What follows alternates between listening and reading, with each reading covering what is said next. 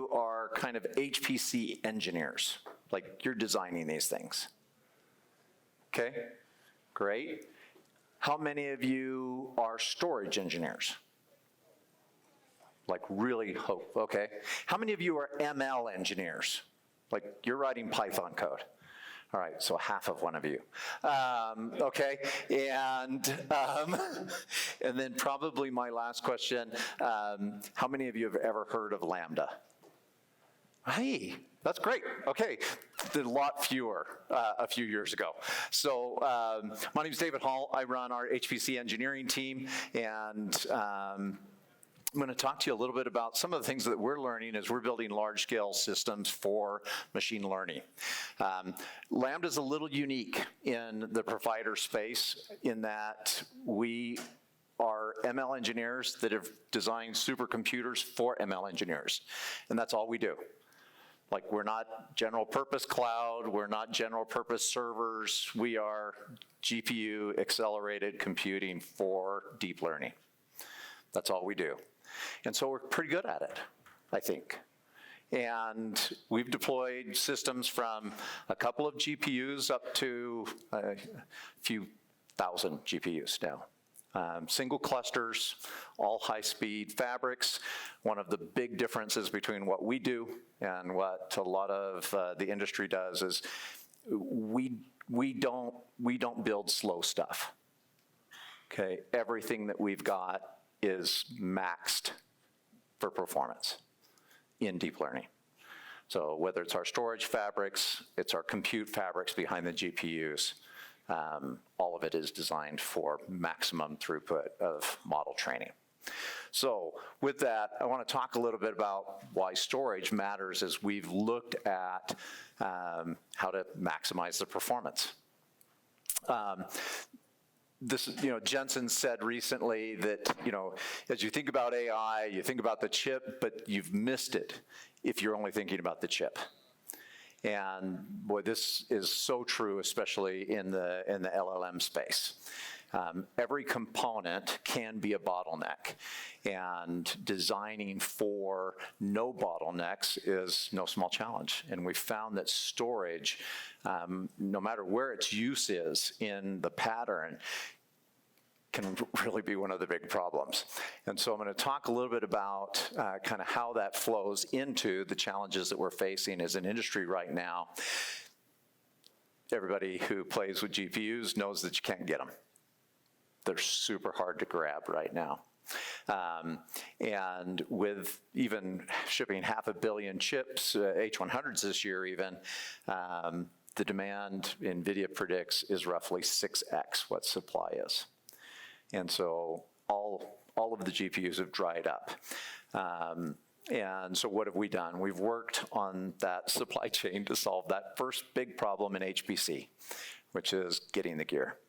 And then the next thing that we've worked on is to make sure that we've got the right expertise. And as we redesigned our systems around the H100 last year, we selected DDN. And Mark, thanks for the shout out if you're still here.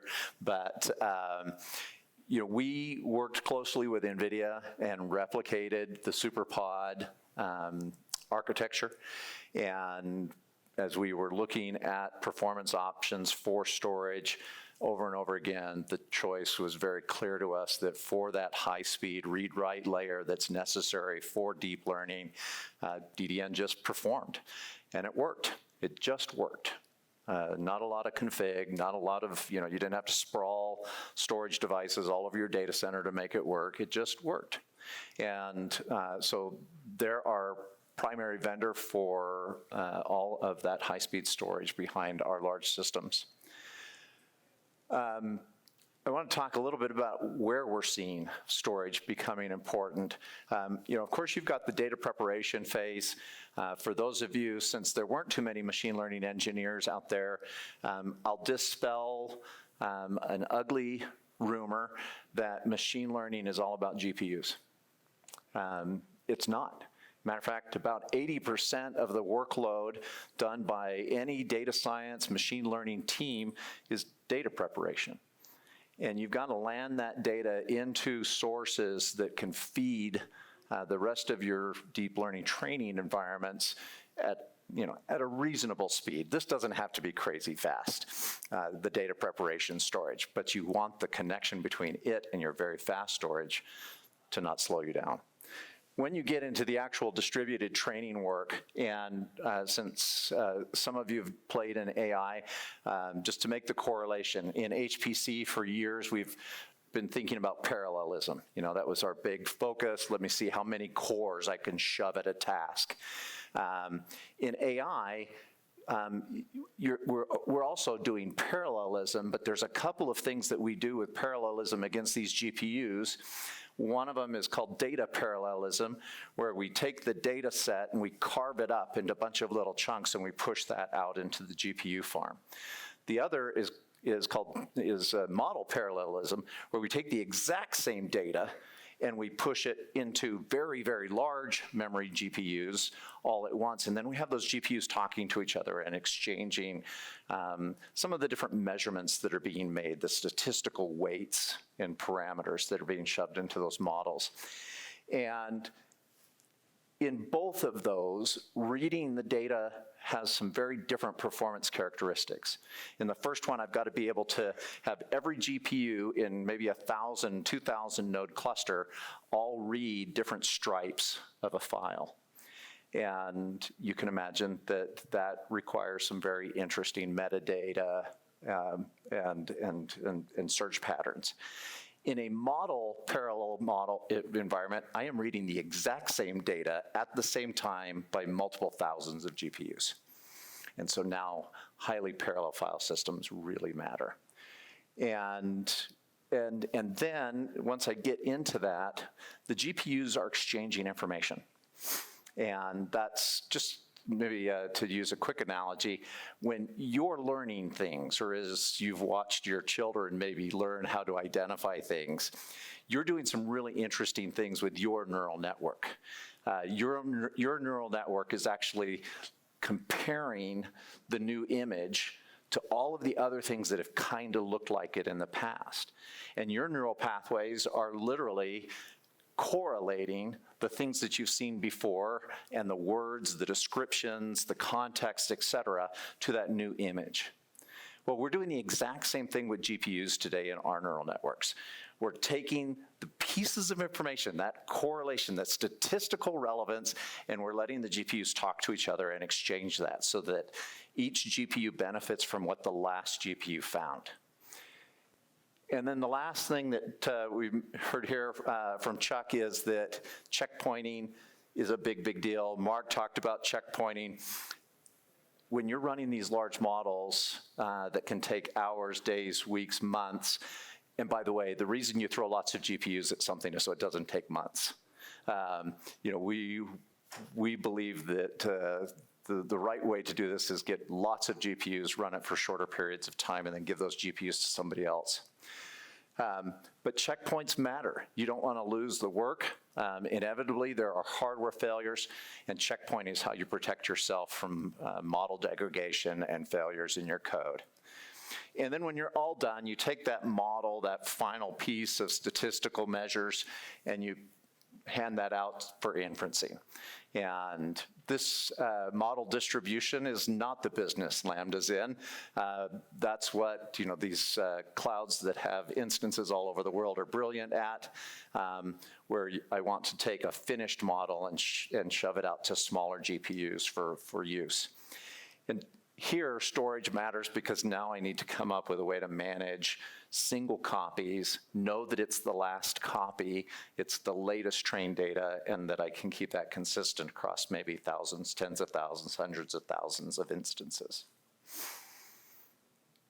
And I was told to go fast, so I'm sorry. But, okay, so some of the key considerations as you're thinking about anything in that Gen AI space. Mark talked very importantly about not needing to build your own foundation models, okay? If you are starting in that journey, you've got people at your company, your entity that are talking about doing Gen AI, do not assume you need to create the next Llama 2. 20,000 GPUs is expensive.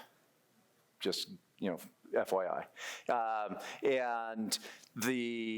And it's so unnecessary. The models that we've got today have got such great ability to be interpreted and fine-tuned that's really where we as a company are encouraging people, and we're building services to make it super easy for you to do fine-tuning using things like the NEMO framework to really quickly get data in, specialize the model, whichever model is the most appropriate, and then get out and start using that model. Mark talked about the data centers and the problem of data center power. This is something that we solved for very early, many years in advance. The data centers that we're bringing online right now are 100 kilowatt water-cooled, 100 kilowatt per rack water-cooled data centers. That doesn't match most enterprises.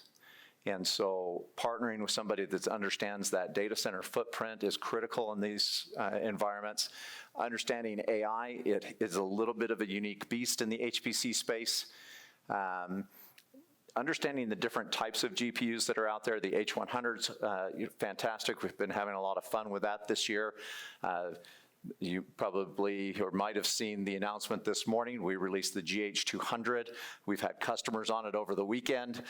They're super excited about what they're seeing it do, not just in inferencing, but we've connected it with the same high-speed backplane, and we're seeing training runs really benefit from that GH200. And then having the expertise to stand this up and to keep it running.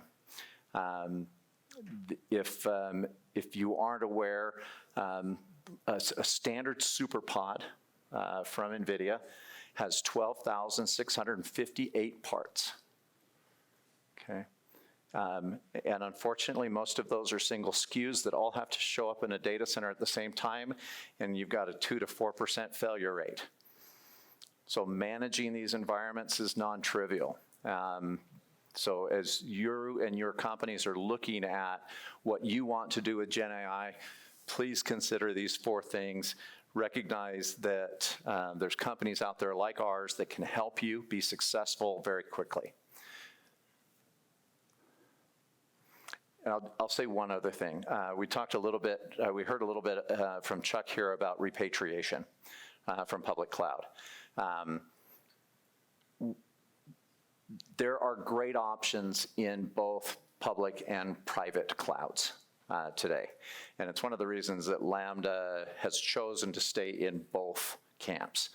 We host our own cloud, we host customers' private clouds, and then we'll help you build your own private cloud on your premise.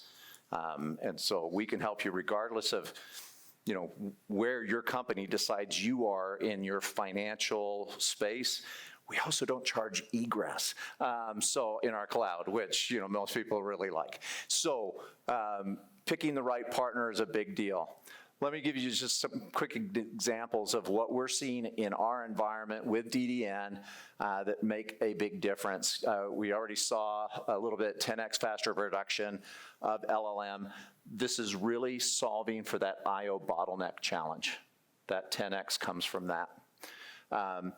The image models, which is really fun with some of the generative work that's going on right now.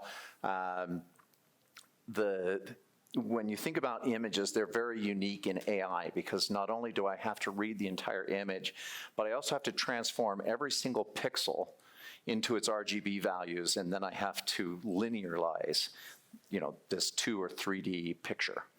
And there's a bunch of compute in there. So one of the things that we're seeing, and that number is going to go up dramatically here in the next few weeks as we publish some of the information around GH200, but being able to put a very fast CPU in front of your GPU to do that image manipulation is dramatic in what it can do for your speeds. Healthcare, we just heard Roche talk about that, and then I mentioned no egress costs when you use Lambda Cloud. It's a big deal to have kind of your freedom with data.